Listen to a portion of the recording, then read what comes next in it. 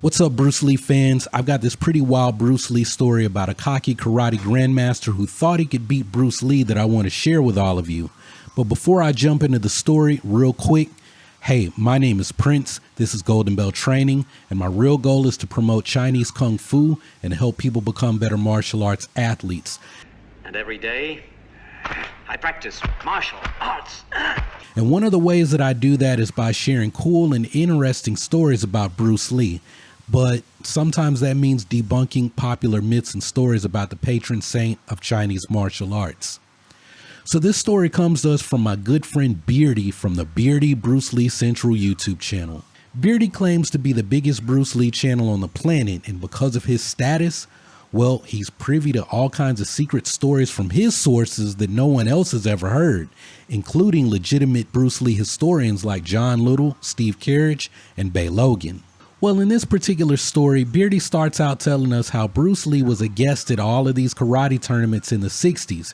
You know, the same thing he says in every video about how Bruce Lee beat up some cocky black belt at a tournament where none of the reporters from any of the magazines managed to capture the fight, even though they probably wrote about the highlights and the tournament results in their respective magazines. But anyway, at one of these tournaments, notice that Beerdy doesn't actually say which tournament it was. There was a cocky 7th Dan karate grandmaster named Julian Patrick. That's the guy that you're looking at right now.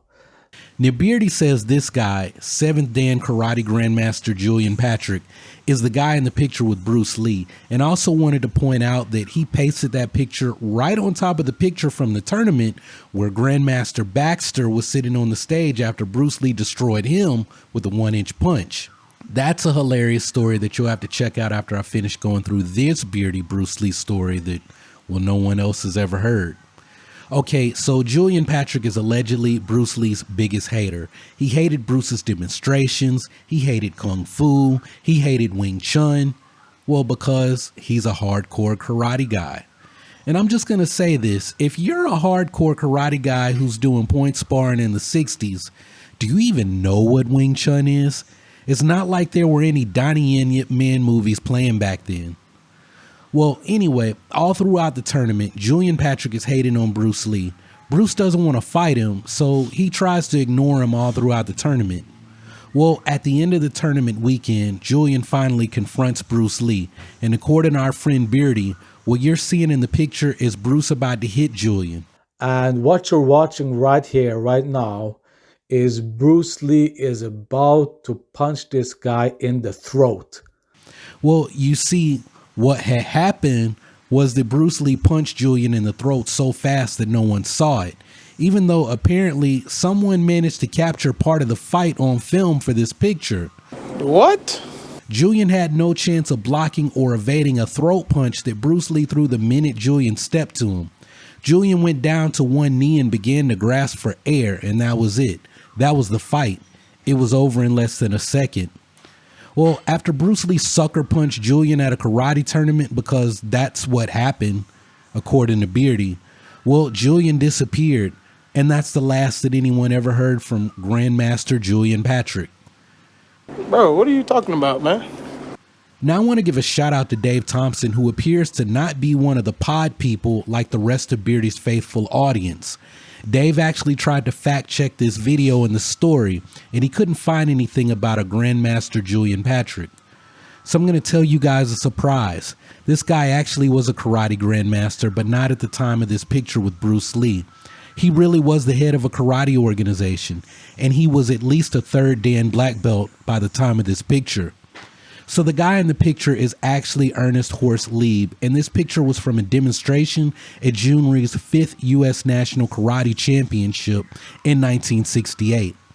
Ernest Lieb was no slouch. He was born in Berlin, Germany in 1940 during World War II, and his family immigrated to the United States in 1952.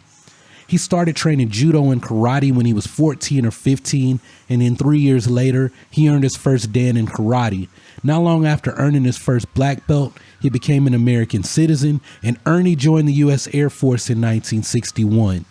He was stationed in South Korea, where he earned another black belt by 1963. In 1965, Ernie hit the U.S. karate tournament circuit, and from 1965 to 1973, he won over 127 trophies in competition. Throughout his competition career, he remained undefeated in over 200 individual fights in the lightweight division in 45 national and international karate tournaments. And we never heard from just Julian Patrick again. This is the only information that exists of this guy. Now, for Beardy's claim that no one ever heard from Julian Patrick after he got sucker punched on stage by Bruce Lee, well, of course we know that's not true. Because we understood that this nigga was clearly lying.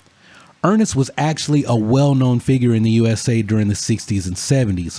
One of his victories came against Bill Superfoot Wallace, who was my mother's karate teacher.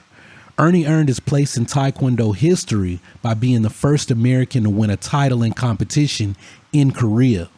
But hey, here's a double cap on Beardy's claim that no one ever heard from this guy again, because in 1973, Ernie was awarded Martial Artist Man of the Year by Black Belt Magazine and inducted into their Black Belt Hall of Fame. On top of that, in 2005, Ernest Lee was awarded the rank of 10th degree black belt by the American Karate System, an organization that he actually founded in 1964 with the goal of bringing together all the different karate-based styles and systems around the commonalities and to ignore the minor things that kept them separate. And that sounds a lot like one of the things Bruce Lee talked about regarding a goal of his style, Jeet Kune Do. Unfortunately, Ernie passed away on September 22, 2006, while teaching an American Karate System seminar in Germany.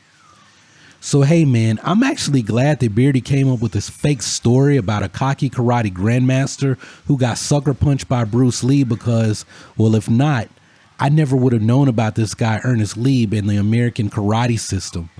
I mean, look, y'all, I'm a student of Chinese internal martial arts, and even though my mom's teacher was Bill Superfoot Wallace, I really don't know anything about the karate scene in the 60s and 70s, and I'm actually learning about some of these people as a result of Beardy's made-up nonsense stories.